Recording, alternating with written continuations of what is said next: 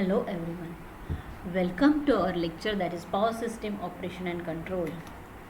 In this lecture we'll see about active, reactive, apparent and complex power. As power system deals with the transfer of power, transfer of active power and reactive power is necessary for transfer of active power. So in this lecture we'll start with active, reactive, apparent and complex power. What is active power? Active power is the actual power which is really transferred to the loads such as transformers, induction motors and dissipated in the circuit.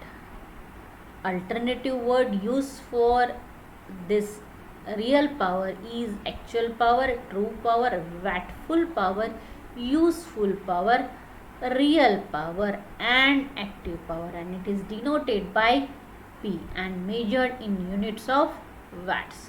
You know it, in first year you have studied this. The unit of real or active power is watt, where 1 watt is equal to 1 volt into 1 ampere.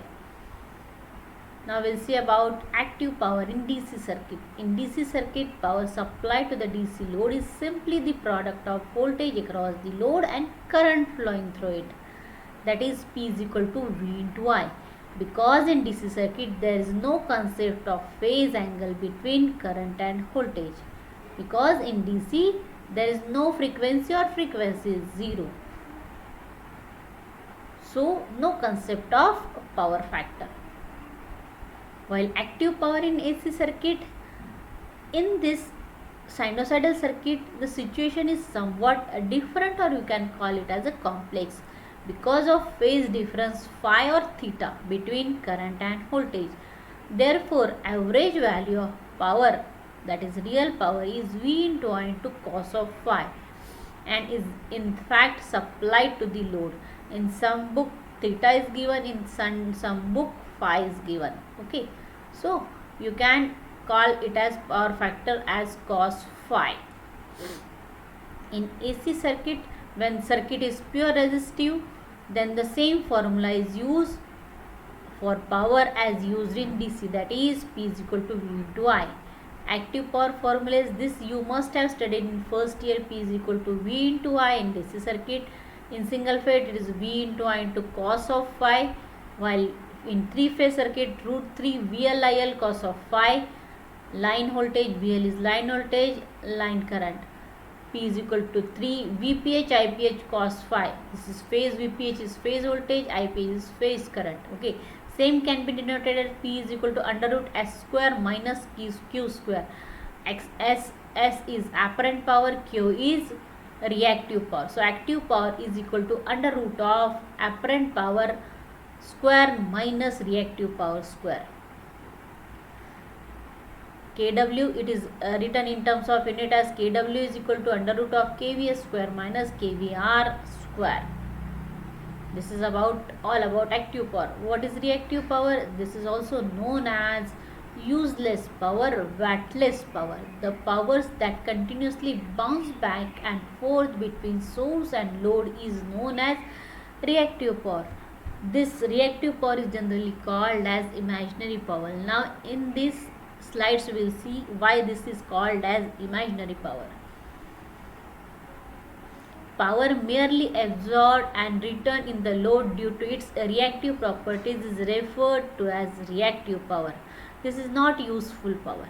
Reactive power represents that the energy is first stored and then released in the form of magnetic field or electrostatic field in case of inductor and capacitor respectively.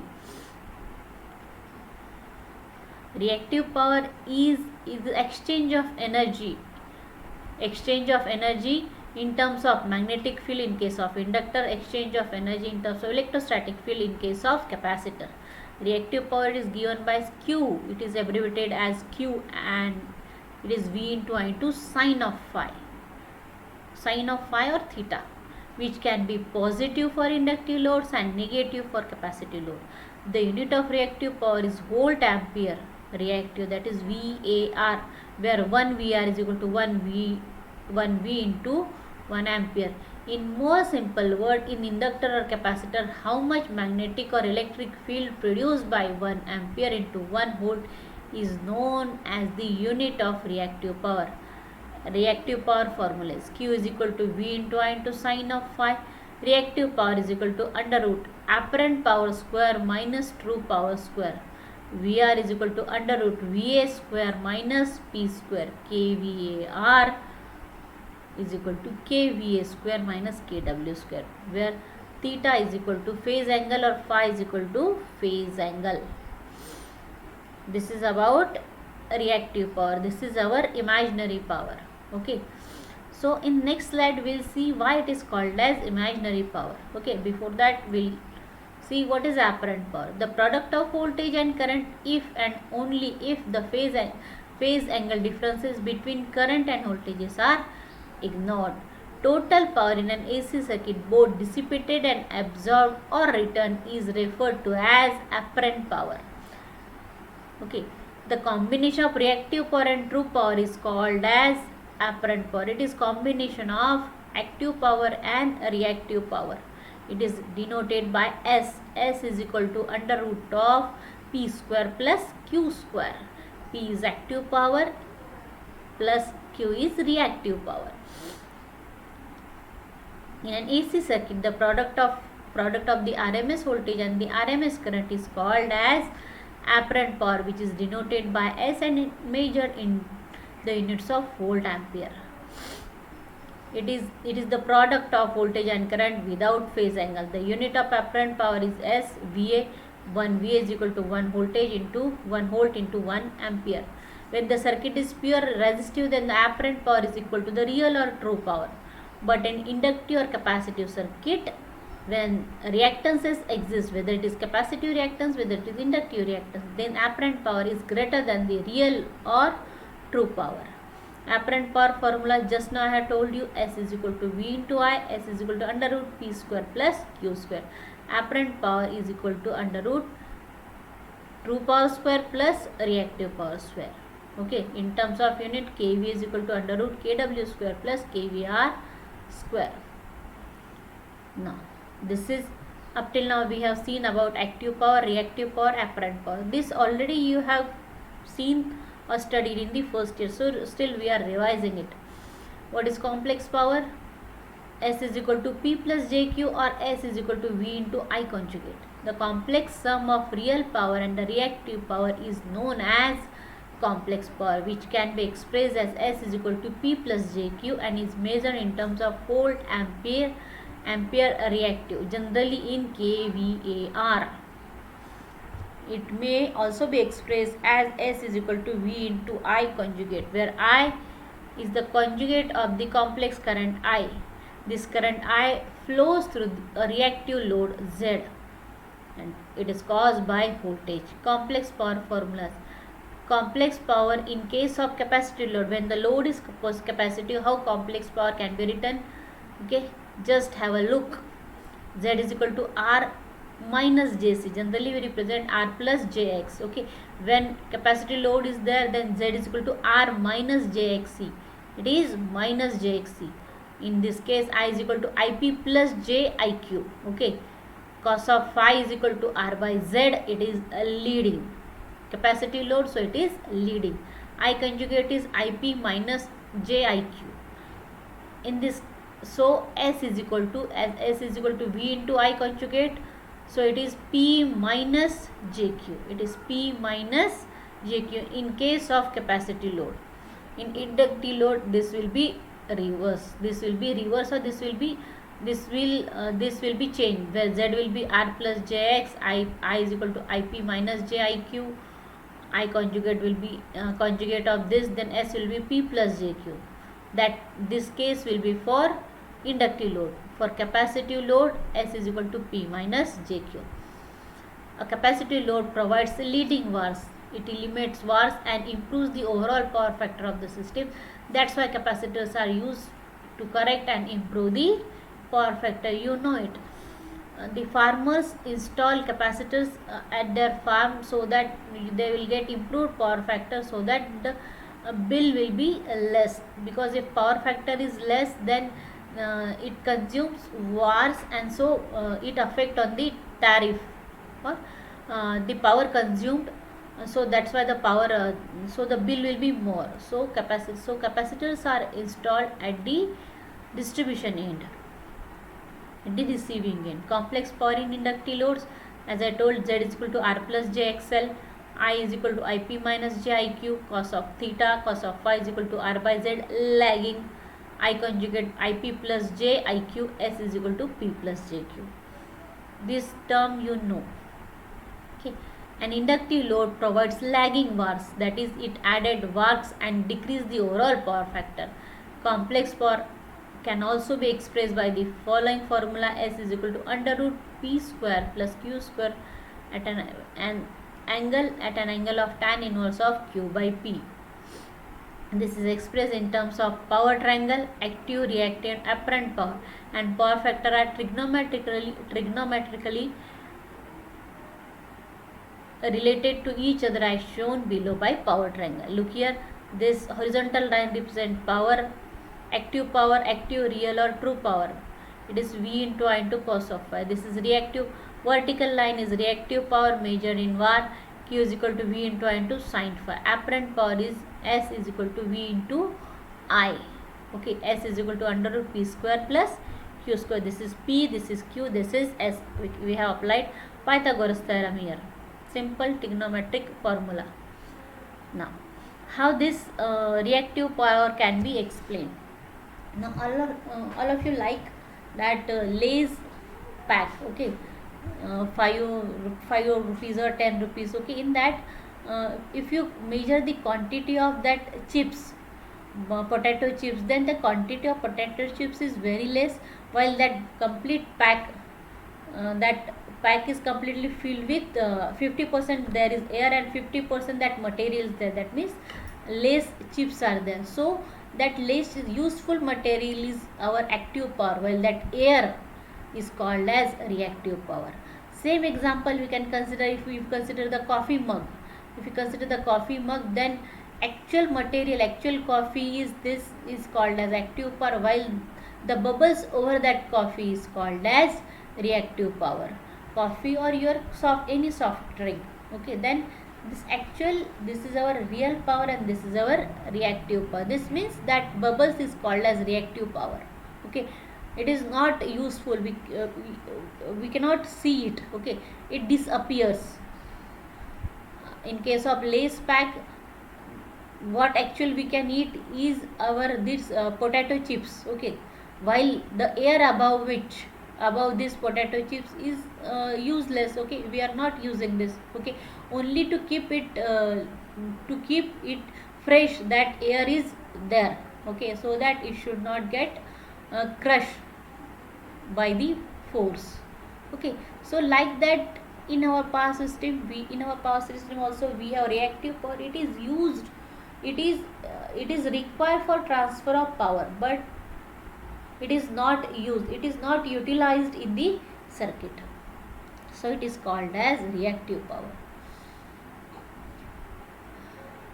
There is an important relationship between active reactive power.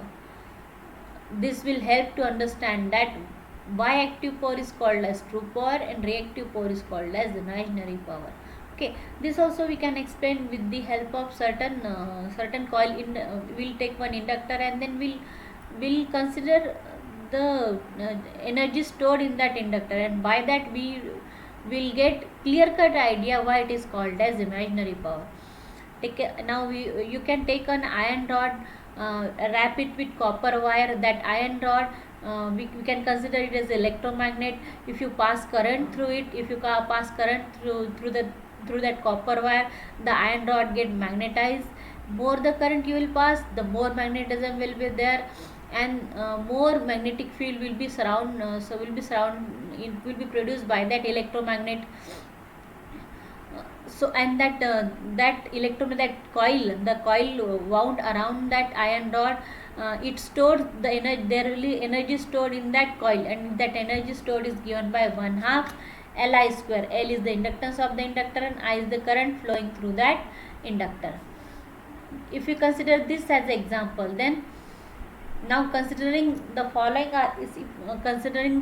RL circuit, in this circuit what we have assumed, resistance is equal to 6 ohm and inductance X is equal to J 8 ohm. Okay, and if you give supply to this, then what will happen to this? The power consumed by the circuit is I square R. So 22 square into 6 ohm is the resistance. So 2.9 kilowatt power will be consumed. What it means, what consume means, this resistor will consuming 2.9 joule energy per second and dissipating it in air. That means that electrical energy is converted into thermal energy. If you put a finger near this resistor, then you will experience a heat. That means whatever energy consumed by this resistance is dissipated in terms of heat in this resistance. It is not stored in the resistor. Now if you consider the example of the inductor, then in this inductor the energy gets stored by the formula 1/2 Li square. As current is continuously changing, therefore in the first quarter cycle inductor consumes the energy because current is increasing. Okay, so energy stored in the inductor by formula 1/2 Li square. In next quarter cycle, energy is released by the inductor because there is a decrease in the current. Okay, so this I will explain in terms of figure. Okay, just look here. In this diagram, in this figure 2, you can see this is sinusoidal waveform. This waveform, this one complete 0 to pi, 0 to pi by 2, pi to pi by 2, and then 2 pi. Okay, so this is 0, 90 degree, 180 degree, 270 degree, and 360. Okay, 360 degrees. Okay, complete 360 degrees. Okay, now this is divided into 4 quarters: first quarter, second quarter, third quarter, fourth quarter. Okay, now if you consider 0 to pi by 2 up to 90, current is increasing. Now here energy gets stored. If the first quarter cycle I is increasing, hence the inductor stores the energy in this period. This energy is supplied by the voltage source. Now in this second quarter, current is decreasing from maximum to 0. It is second quarter cycle, I is decreasing, hence energy stored by the inductor also decreases. Energy is supplied back to the voltage source. Here it is taken from the voltage source, it is given back to the voltage source. Now here current is increasing in the negative direction. Now in third quarter cycle, again energy is I is increasing, energy stored in the inductor, it is supplied by the voltage source. Now here current is decreasing in the negative direction. Fourth quarter cycle, I is decreasing, hence energy stored by the inductor decreases and it is given back to voltage source. Like these cycles repeat. That means it is the energy exchange between voltage source and inductor. This is written here. Okay, so inductor is consuming energy in a quarter cycle, taking it from the voltage source and giving back this energy in the next quarter cycle of the to the voltage source, or you can say that it is exchanging energy with the voltage source. In this case, it can be said that inductor is consuming reactive power and voltage source is generating the reactive power. Here you can consider that, you can say that the convention is that inductor is consuming the reactive power and voltage source is generating the reactive power. But note that it is an energy exchange between voltage source and inductor. There is no power consumed by the inductor. This is the reason reactive power is called as imaginary power. Now we will consider second example. Here R is equal to 6 ohm, XL is equal to J 8 ohm, XC is equal to minus J 8 ohm. Here XL and XC is equal, so this is, you can, R is equal to 6 ohm. So if you calculate the power factor of this circuit, this you will get unity because XL is equal to XC. Energy stored by the inductor is 1/2 Li square. Energy stored by the capacitor is 1/2 CV square. Both are equal. XL is equal to XC. Power factor of the circuit is unity. R is equal to 6 ohm. Okay. In AC circuit, both I and VC's voltage across capacitor are changing continuously. If you draw the waveform of current and VC, then you will find that I is increasing at the same time, Vc is decreasing, and vice versa. This we know. This current is increasing means voltage across capacitor is decreasing. Charging and discharging of capacitor, it implies that in a particular quarter cycle, if the inductor is storing the energy, at the same time capacitor is releasing the energy. In the next quarter cycle, reverse will happen, that is capacitor will store the energy and inductor will release the energy. So there is an energy exchange continuously between inductor and capacitor. Hence it is called inductor consumes reactive power and capacitor generates reactive power. But it is an energy exchange between two elements. No true power is consumed or generated. This is the reason reactive power Q is called as imaginary power. Now, up till now two circuits we have considered. Now considering the third circuit, now consider the following circuit. Figure 4. R is equal to 6 ohm, XL is equal to J 8 ohm, XC is equal to minus J 4 ohm. XC is equal to minus J 4. Now here inductor is of J 8 ohm. So 50% of energy is supplied from the voltage source and 50% of energy will be supplied from the capacitor, because XL is equal to J 8 ohm, XC is equal to minus J 4 ohm.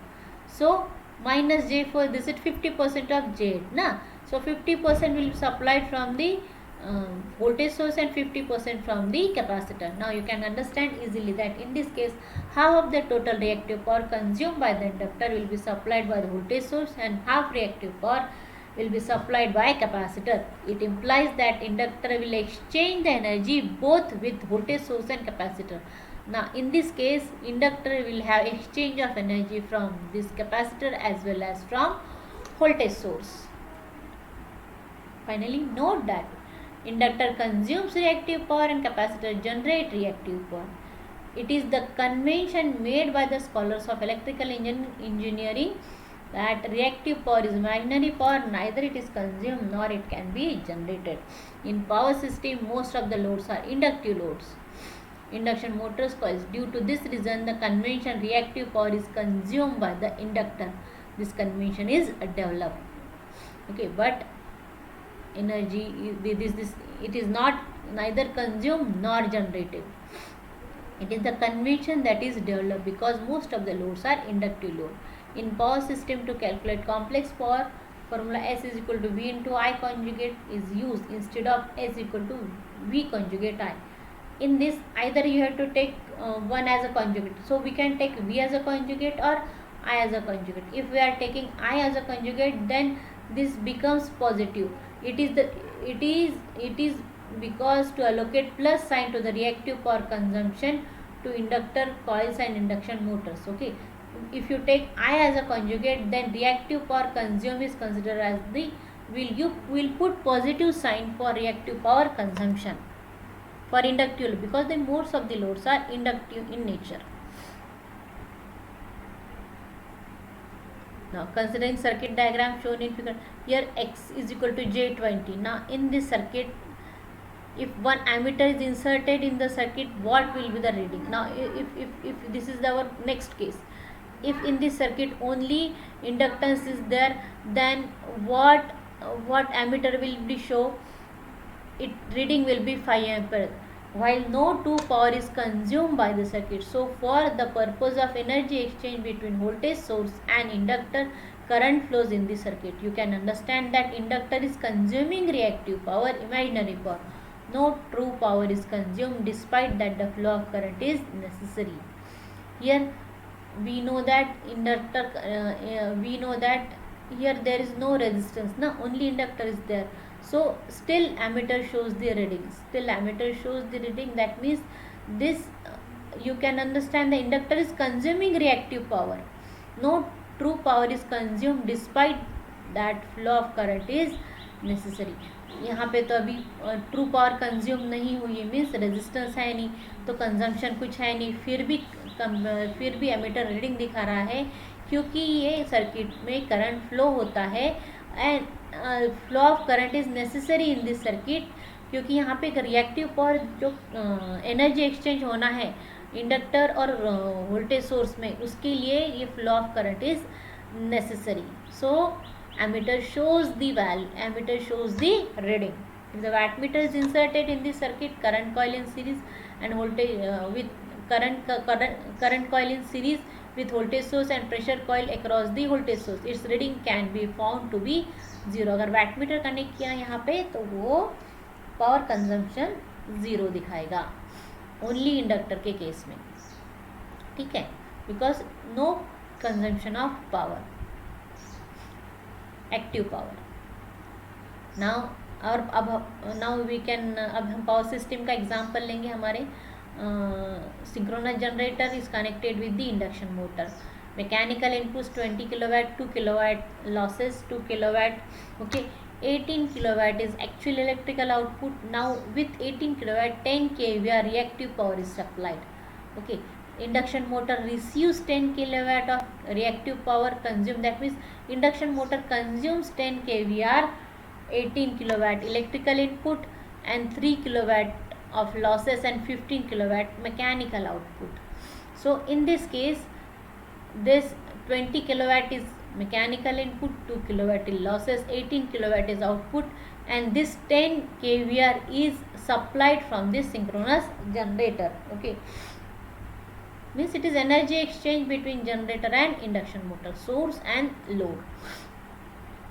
Synchronous generator is taking 20 kilowatt mechanical input and its total losses 2 kilowatt, electrical output 18 kilowatt. The 2 kilowatt losses means 2 kilojoule energy per second is dissipated in the air, or we can say that electrical energy is converted into the thermal energy.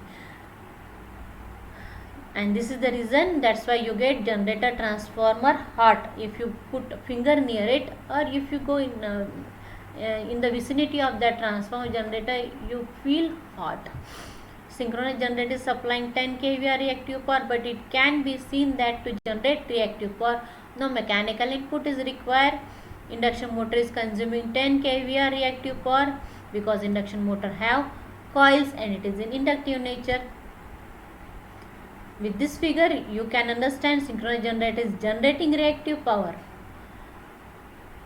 and induction motor is consuming reactive power. From this figure, you can, this is generating reactive power. Is it supplying means it is generating reactive power. It is taking means it is consuming reactive power. Okay. If generator is generating reactive power, it must run with high DC excitation. Okay. And this can be, suppose in between this, if we want to connect a transformer, what will the rating of, what will the consumption of that transformer, what is the load on that transformer? If I am going to connect one transformer between this generator and the induction motor, what will the load on that transformer? 18 kilowatt, 10 kVAr. Can you find out the rating of the transformer using Pythagoras theorem? 18 kilowatt and 10 kVAr. If I want to connect transformer in between these two, what will the rating or what will the load on the transformer using Pythagoras? Calculated? Now just see. Answer is 20.59 kVA. What will the load on transformer? Answer is 20.5. S is equal to under root p square plus q square. P square 18 square, q is 10 kVAr square. Okay, so you will get 20.59 kVA. The exact explanation is that to exchange energy between synchronous generator and induction motor, flow of current is necessary. Flow of current is necessary. So load on the transformer is just not active power, it is combination of active and reactive power. Active and reactive power cannot be simply added. Their addition is by this equation, S is equal to under root p square plus q square. This is about active, reactive, apparent and complex power. Note some important points about this active reactive power. Induction motor always runs at lagging power factor as it always consumes reactive power along with active power. Synchronous generator can run at leading, lagging or unity power factor. Synchronous generator is a generator, so it always supply active power. But if it running on low excitation, it consumes reactive power. In this condition, it can be said that it is running at leading power factor.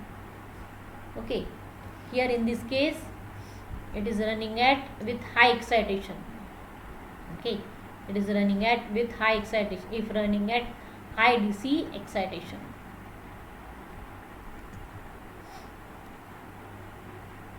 Synchronous generator shown in this figure is running at a lagging power factor and with high excitation.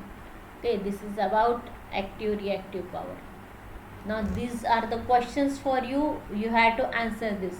If synchronous generator is generating reactive power, how you have termed it as a lagging power factor? Synchronous generator shown in figure is running at lagging power factor. Answer you know, it is in this slide only. If the synchronous generator is generating reactive power, how you have termed it as a lagging power factor? Second question.